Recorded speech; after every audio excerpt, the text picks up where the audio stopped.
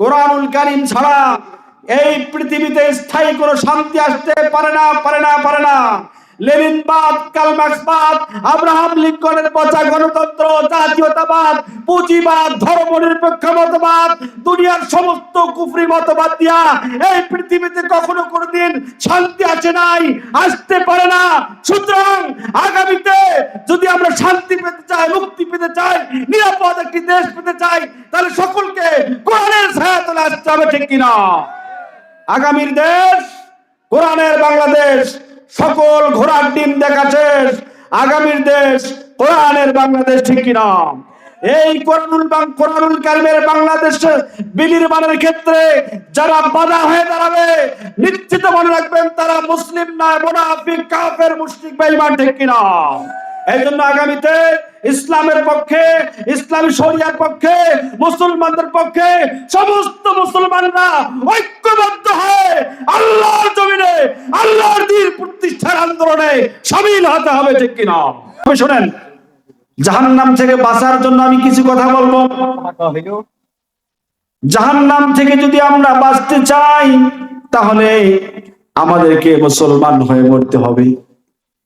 কোরআনুল কারীমে আল্লাহ তাআলা বলেন, ইয়া আইয়ুহাল্লাযীনা আমানুত্তাকুল্লাহা হাক্কা তুকাতিহি ওয়া লা তামুতুন্না ইল্লা ওয়া আনতুম মুসলিমুন।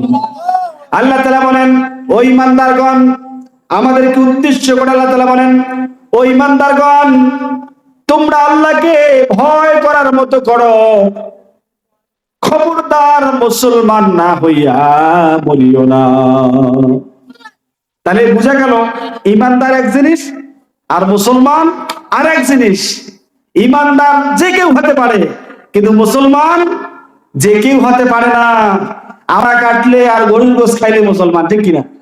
এত সোজা না বন্ধু। মুসলমান মানে কি জানেন? কপাল পোড়া মুসলমান। মুসলমান শব্দের অর্থই জানে না, ঠিক কিনা? মুসলমান শব্দের অর্থ হচ্ছে, মুসলিম শব্দের অর্থ হচ্ছে আত্মসমর্পণকারী। কথা বলেন, মুখস্থ করে নেন। মুসলিম শব্দের অর্থ কি? আত্মসমর্পণকারী। আচ্ছা, যারা আত্মসমর্পণ করে তার কোন দেওয়ানিগিরি খাটে? 1971 সালে 16 ডিসেম্বর পাকিস্তানি হানাদার বাহিনী বাংলাদেশের মুক্তিযোদ্ধাদের কাছে আত্মসমর্পণ করেছিল। আত্মসমর্পণ করার পরে একটা গুলি আর ফুটাতে পারছে? একজন মানুষকে হত্যা করতে পারছে? একজন মা বোনের ইজ্জত হরণ করতে পারছে? পারে নাই। কারণ কি? তার আত্মসমর্পণ করেছে। আত্মসমর্পণ করলে আর স্বেচ্ছাচারিতা খাটে না, নিজের মন মতো আর কিছু করা যায় না, ঠিক কিনা? মুসলমান শব্দের অর্থ হচ্ছে আত্মসমর্পণকারী। কোরআন নাই, কোরআনের মাহফিলে কোরআন নাই, এর চেয়ে লজ্জার আর কি হতে পারে? কথা বলেন, এটা কোরআনের মাহফিল না? কোরআনের মাহফিলের স্টেজে কোরআন থাকবে না, এর চেয়ে লজ্জার আর কি হতে পারে? কপাল তো মুসলমানের এখানে পড়েছে, ঠিক কিনা? মুসলমান যখন কোরআনকে পরিত্যাগ করেছে, সারা দুনিয়ার মধ্যে মুসলমান লাঞ্ছিত, বঞ্চিত, অপমানিত, ঠিক কিনা? এক সময় আমরা সংখ্যায় এত ছিলাম না। আজকে যেমন মুসলমানরা ইসলাম দ্বিতীয় বৃহত্তম সংখ্যাগরিষ্ঠ ধর্ম, ঠিক কিনা? এক সময় আমরা সংখ্যায় ছিলাম কম, সারা দুনিয়া শাসন করেছি। এই ইন্ডিয়া আজকে মুসলমানদেরকে মারে, এই ইন্ডিয়াকে আমরা 850 বছর শাসন করেছি, ঠিক কিনা? আমাদের হাতে কোরআন ছিল, সংখ্যায় কম ছিলাম, কোরআনুল কারীম আমাদের সঙ্গে থাকার কারণে সারা দুনিয়া শাসন করেছি।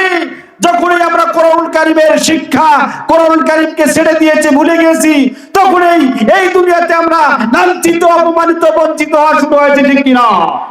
আজও যদি হারানো ক্ষমতা, হারানোর সম্পদ, আমরা যদি হারানোর সম্মান ফিরে পেতে চাই, তাহলে অবশ্যই কোরআনের ছায়াতলে আসতে হবে, ঠিক কিনা?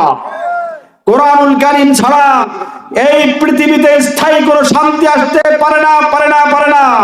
লেনিনবাদ, কার্ল মার্ক্সবাদ, আব্রাহাম লিঙ্কনের পচা গণতন্ত্র, জাতীয়তাবাদ, পুঁজিবাদ, ধর্মনিরপেক্ষ মতবাদ, দুনিয়া দুনিয়ার সমস্ত কুফরি মতবাদ দিয়া এই পৃথিবীতে কখনো কোনোদিন শান্তি আসে নাই, আসতে পারে না।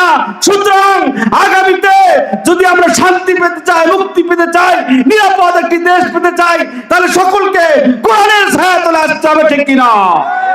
আগামীর দেশ কোরআনের বাংলাদেশ।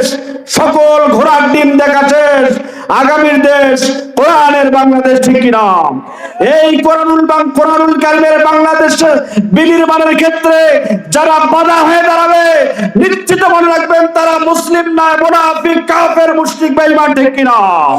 এই জন্য আগামীতে ইসলামের পক্ষে, ইসলামী শরিয়ার পক্ষে, মুসলমানদের পক্ষে সমস্ত মুসলমানরা ঐক্যবদ্ধ হয়ে আল্লাহর জমিনে আল্লাহর দ্বীন প্রতিষ্ঠার আন্দোলনে শামিল হতে হবে, ঠিক কিনা? আল্লাহ তাআলা আমাদেরকে কবুল করুন। সমস্ত মুনাফিক, তাগুত, বেঈমান, নাস্তিক, মুরতাদ থেকে আমাদেরকে রক্ষা করুন। আমাদের দেশের স্বাধীনতা, সার্বভৌমত্ব, ইসলাম এবং মুসলমানদেরকে আল্লাহ তাআলা বিজয় দান করুন, আল্লাহুম্মা আমিন। ইসলামের পক্ষে, কোরআনের পক্ষে থাকার আহ্বান জানিয়ে আমার অসমাপ্ত বক্তব্য এখানে শেষ করছি। আসসালাম।